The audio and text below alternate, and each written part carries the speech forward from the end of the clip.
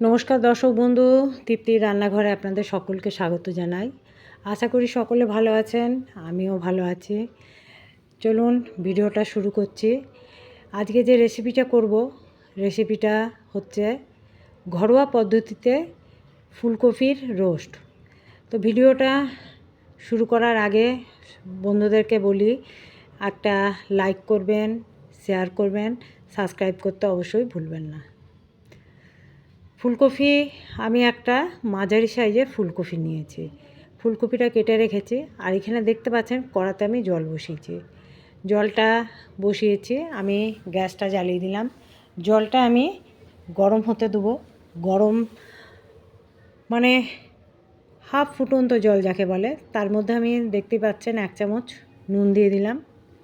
1 চামচ নুন দিয়ে জলটা যতক্ষণ না গরম হচ্ছে, দেখুন জলটা গরম হয়ে গেছে।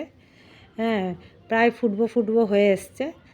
তো সেই সময় আমি জলটা ফোটার সময় এই যে ফুলকপিটা ধুয়ে রেখেছি, আমি একটা বললাম মাঝারি সাইজের ফুলকপি নিয়েছি।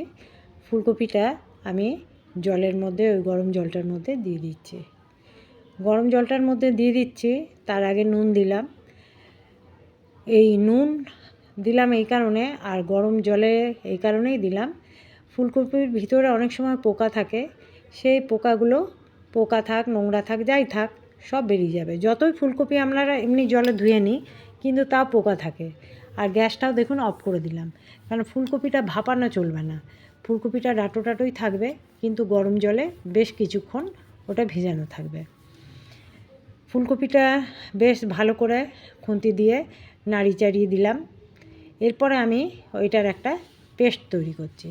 আমি যে ফুলকপিটা নিয়েছি তার জন্য এই চামচের 2 চামচের মতন জল ঝরানো দই নিয়েছি। তার সাথে আমি দিয়েছি কাশ্মীরি লঙ্কা গুঁড়ি, নুন, জিরে গুঁড়ি, ধনে গুঁড়ি। এবারে এই সকলগুলোকে একসাথে ভালো করে মিশিয়ে দেবো।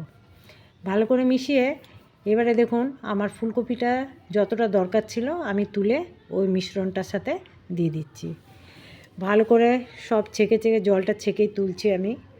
জলটা ছেঁকে তুলে নিয়ে আবার ফুলকপিটাও আমি বেশ সুন্দর করে বাটারটার সাথে ভালো করে মিশিয়ে দেবো। ফুলকপিগুলো আমার তোলা সব হয়ে গেল। ফুলকপিগুলো তোলা হয়ে গেছে। এবারে চেষ্টা করব ভালো করে ফুলকপিগুলো যাতে মিশে যায়। যে ব্যাটারটা তৈরি করে রাখলাম, হ্যাঁ, দই দেখালাম তো, সেটার সাথে ভালো করে যাতে মিশে যায় সেই রকম আমি চামচ দিয়ে ভালো করে নাড়িয়ে মিশিয়ে দিচ্ছি। ভালো করে মিশিয়ে আমি চারিদিকটা সব ফুলকপিগুলোই যেন এক রকমভাবে সব মশলার সাথে মিশে যায়, সেই মতন আমি মিশিয়ে দিচ্ছি। আর তার সাথে আমি দিলাম কিছুটা পোস্ত বাটা আর 2টো কাজু বাটা। কেননা ঘরে আমি খাবো, সেই কারণে খুব একটা রিচ আমি করব না, হালকা রিচের মধ্যে করছি। আর সাদা তেল দিলাম। সাদা তেলের মধ্যে আপনারা চাইলে ঘি দিতে পারেন, ঘি দিলে একটা সুন্দর গন্ধ ওঠে, কিন্তু আমি ঘি দিচ্ছি না, বললাম ঘরোয়া পদ্ধতিতে করব সেই কারণে। আর মশলা দিলাম 2-4টে লং, একটু সাজিরে, আর একটা তেজপাতা, আর দিলাম একটু দারচিনি ভাঙা, আর আর কিছু দিইনি। আর দিলাম আমি আদাটা কী বলে হামালদিস্তায় থেতো করে রেখেছিলাম। হামালদিস্তায় থেতো করে ছাঁকনি দিয়ে ছেঁকে আমি ওই আদার রসটা দিলাম। আদার রসটা দিয়ে ভালো করে আমি মশলাটা বেশ কিছুক্ষণ একটু নাড়ানাড়ি করব বলতে যতক্ষণ না একটু মশলাটা গন্ধটা, আদার গন্ধটা যাচ্ছে। আর ফুলকপিটা দেখালাম আমি ঢাকা দিয়ে রেখেছি। ফুলকপিটা আমি এবারে ওটার মধ্যে দিয়ে দিচ্ছি। ওইটার মধ্যে দেখুন কতটা জল দিয়েছিলাম বলে কতটা নুনটা দিয়েছিলাম বলে কতটা জল বেরিয়েছে। তো এবার ফুলকপিটা আমি সুন্দর করে মশলাটা ভাজবো। মশলাটা ভাজতে কিন্তু বেশ কিছুক্ষণ টাইম লাগবে।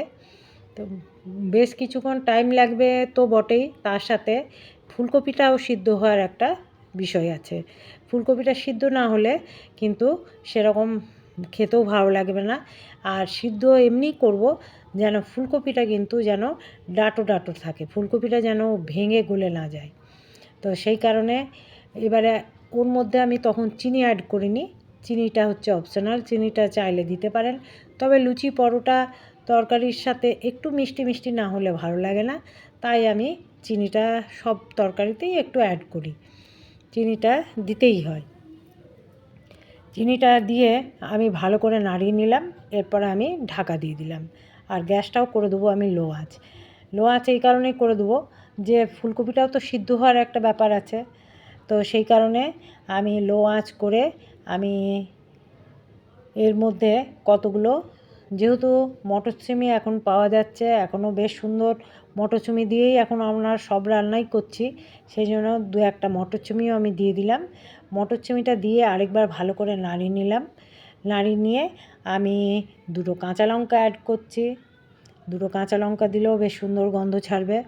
আর তার সাথে দিয়ে দিচ্ছি সামান্য একটু ধনে পাতা, সামান্য একটু ধনে পাতা দিয়ে দিলাম, কেননা গন্ধটা এত সুন্দর উঠছে, খুবই সুন্দর গন্ধটা উঠছে। আর দেখুন আমার মানে ফুলকপি কিন্তু এমনি আমি সিদ্ধ করেছি, যে ফুলকপি কিন্তু একটাও আমার ভেঙে যায়নি, একদম ডাঁটো ডাঁটো ফুলকপি। আপনারা বাড়িতে করে অবশ্যই একবার চেষ্টা